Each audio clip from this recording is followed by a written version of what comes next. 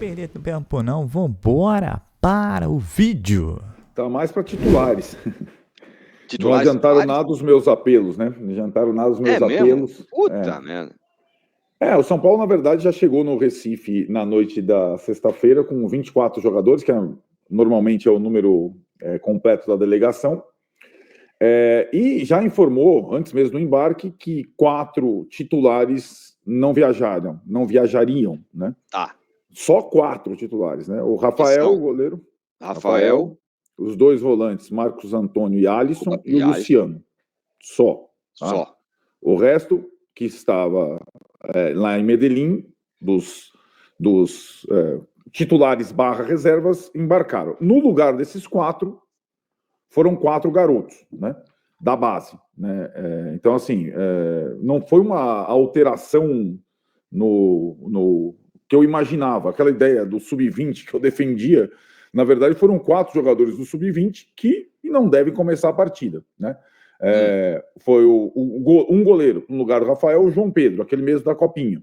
Tá. Foi um zagueiro, o Igão, que tinha treinado com o Zubeldia, não jogou a Copinha, mas fez a pré-temporada com os demais. E 2 outros jogadores, o Nicolas, que é lateral esquerdo, mas também joga no meio, é canhoto, e o Pedro Ferreira, que é meia, que é os jogadores que eu mais gosto, talvez é o jogador que eu mais gosto da base, foi aquele menino que entrou no intervalo da final da Copinha, e é um jogador muito promissor, muito habilidoso e tal. Então foi um goleiro, um lateral / meia, um zagueiro e um meia. Né? O Igão deles é o mais novo, tem 17. Por que o Igão não joga nem no sub-20? Porque 17, ele, de fato, é o zagueiro. Todo mundo estava falando do Isaac, que veio do Bragantino, que também treinou com o Crespo essa semana. O Isaac não foi o Igão. Mas é aquilo, né, Tironi? Ele já dá essa pista, levando quase todo mundo. E só 4 da base, só um zagueiro da base, que vai jogar bastante gente do time titular mesclado com reservas. É isso que vai ser o São Paulo no Recife. Agora, uma pergunta para você. Não sei se temos essa informação. Isso é o quê? A diretoria que falou vai ter que jogar com titular ou foi também o Crespo que falou vou entrar nessa e vamos com titular? O que você acha? Eu acho, não é que eu acho, isso tem acontecido com qualquer técnico com essa mesma direção. No final das contas, o São Paulo ele dá autonomia ao treinador, mas não rifa com qualquer competição, qualquer jogo. Então ele deixa o treinador numa situação. Eu acho que o Crespo... Entendi, ele fala, você faz o que você quiser, mas mas perder contra o Sport não é bom. Mais ou menos isso. Exatamente, isso, exatamente. Ninguém vai se meter, mas veja bem, é o Sport, era bom ganhar. E aí agora vendo o Crespo nessa volta ao São Paulo, dá para imaginar que ele faça mais ou menos como ele fez contra o Atlético Paranaense naquele jogo que a gente estava na ida. Né? Sim. O goleiro a gente já sabe que vai ser o Yang. Eu ia chegar nisso. Vamos enfim ver o Yang, né, em ação. Vamos ver o Yang, que é uma questão bem discutível, né? Porque se você poupa poucos, você está poupando inclusive o goleiro, como ele fez com o Rafael no jogo com o Atlético, jogou o Jandrei, né? Certo? Sim. Então, pois é. Um dos poupados é o goleiro, que nem viajou. E aquele dia o Rafael estava vendo o jogo do nosso lado, você lembra? Ele não fala nem no banco. É a mesma coisa, só que ele é no Recife. Então, o Yang vai jogar. Aí, meu caro, as dúvidas. Se ele faz o sistema com 3 zagueiros, se ele mantém. E aí, se ele mantém com os 3 zagueiros únicos que eles têm no elenco, o Arboleda está machucado, seria o Ferrarese, o Alan Franco e o Sabino.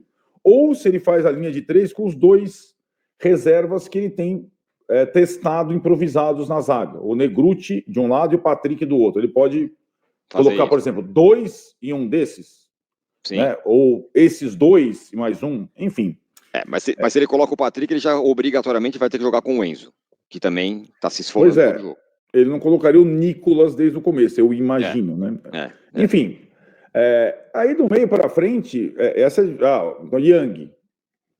Se forem 3 zagueiros, eu acredito que pelo menos um dos zagueiros titulares seja preservado e jogue um improvisado.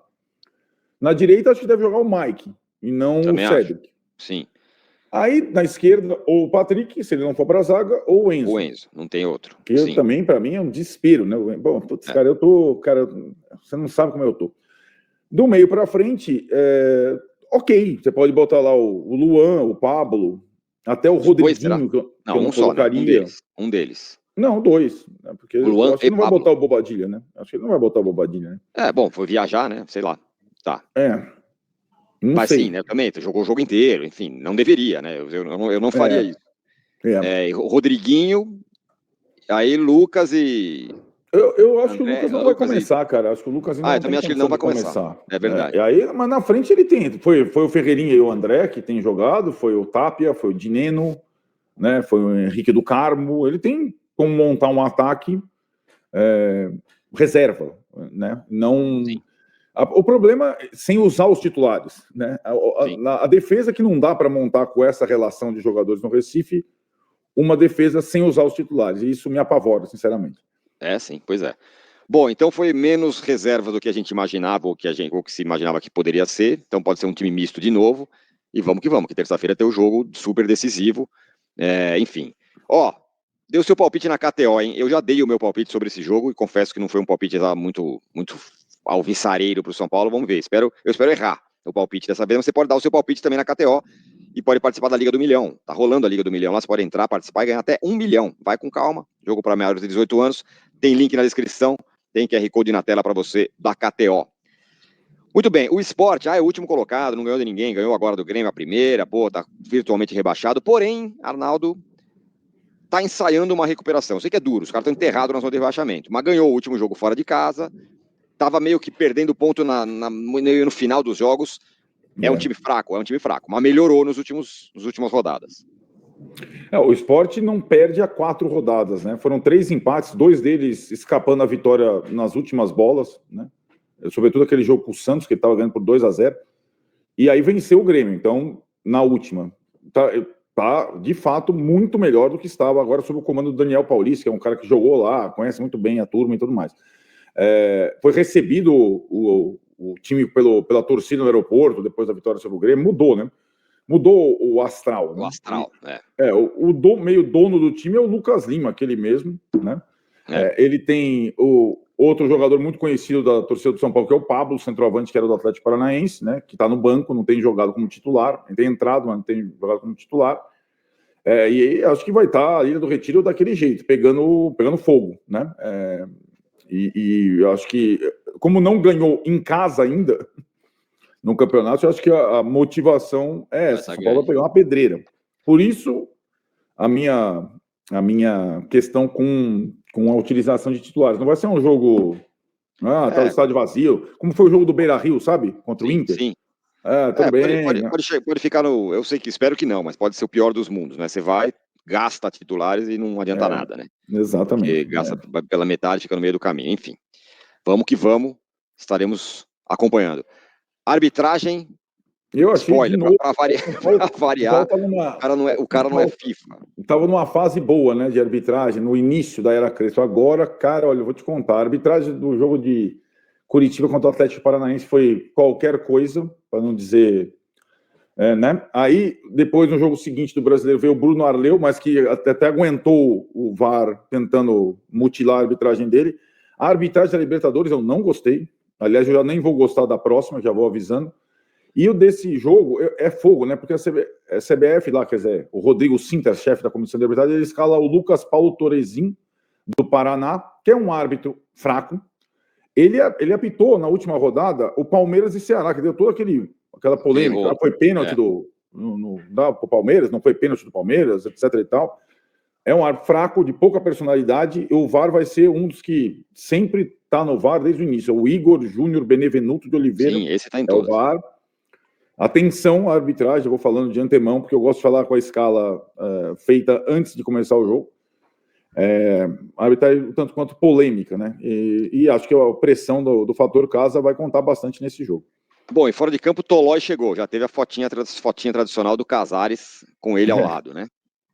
Chegou o Tolói, né? Assinou o contrato até o final de 2026, ou seja, 1 ano e meio de contrato, tem 34 anos, com a possibilidade de renovação por mais 1 ano, dependendo de metas atingidas, né? Jogou 10 anos, cara. 10 anos depois, jogou 10 anos na Itália, inclusive na seleção italiana.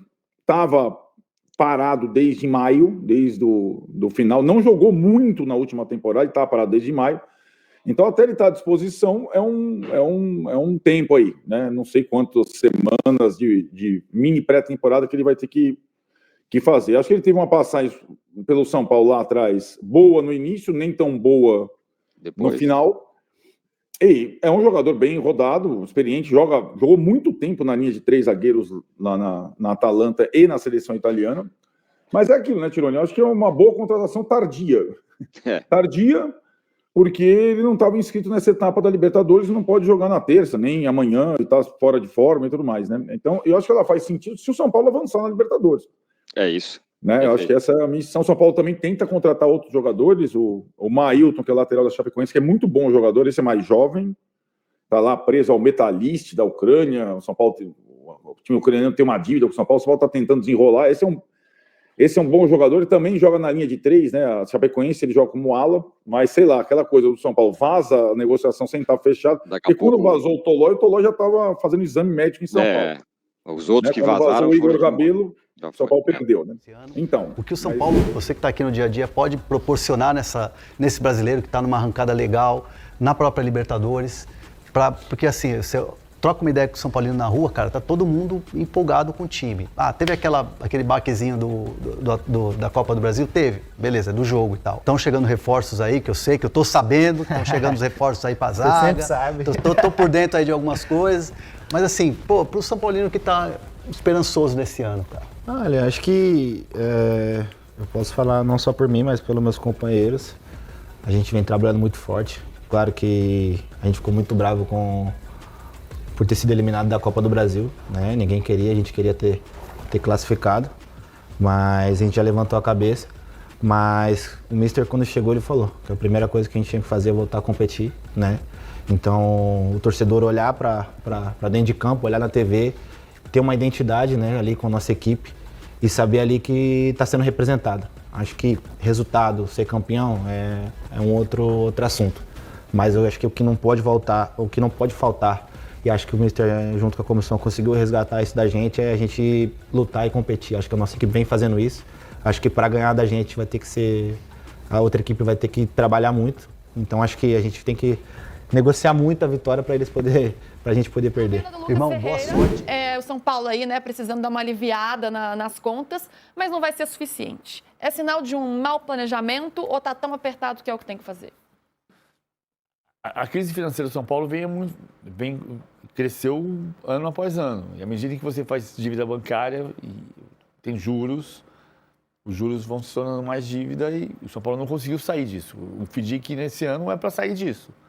E a dívida do São Paulo parou de crescer.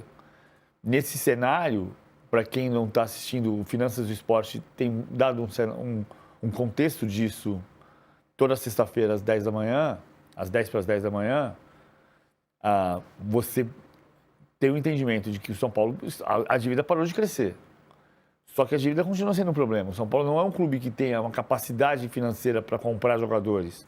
Tanto que o São Paulo, há uma semana exata, na sexta-feira passada, estávamos aqui, Luiz Oliveira, André Hernan e eu, falando sobre a contratação do Igor Rabelo, que na segunda-feira era dada como certa, e na segunda-feira à noite o Fluminense fez uma oferta melhor e foi para o Fluminense.